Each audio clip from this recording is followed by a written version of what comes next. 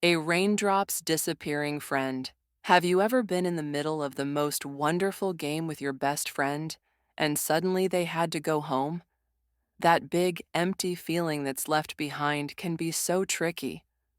In a puddle that shimmered like a fallen piece of the sky, a little raindrop was about to feel that exact same way. Plip and Plop were two little raindrops, and they were the best of friends. They had fallen from the same big gray cloud and landed together in a perfect sunlit puddle. Their favorite game was puddle jumpers, where they would try to leap from one side of the puddle to the other, creating the biggest, splashiest splashes. One beautiful morning, the sun began to shine very brightly after the rain. Plip and Plop were in the middle of their best game of puddle jumpers ever. "I'm going to make the biggest splash yet," laughed Plip. "Not if I do it first," giggled Plop. But as the sun grew warmer and warmer, a strange thing began to happen to Plop. He started to feel light, a little wispy and see-through. "I feel funny," he whispered, his voice becoming faint.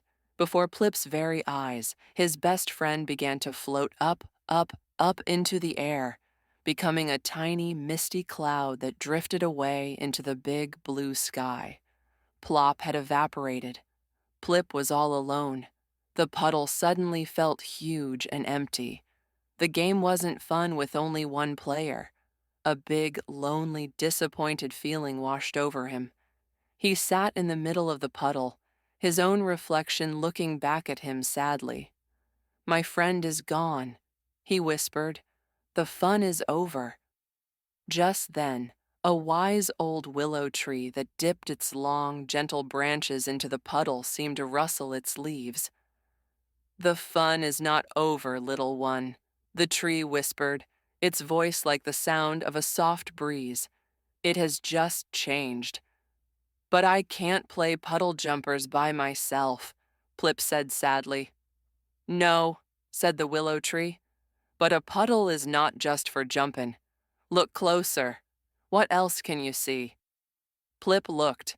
For the first time, he wasn't just looking for his friend. He was really looking at his home. He saw the big blue sky reflected perfectly on the surface of the water.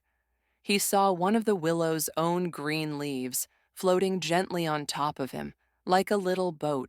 He saw a thirsty little bee come down for a careful sip of water. "Your friend has gone on a new adventure to the clouds," the willow whispered, "and now you can have a new adventure too. A quiet one, an adventure of your own."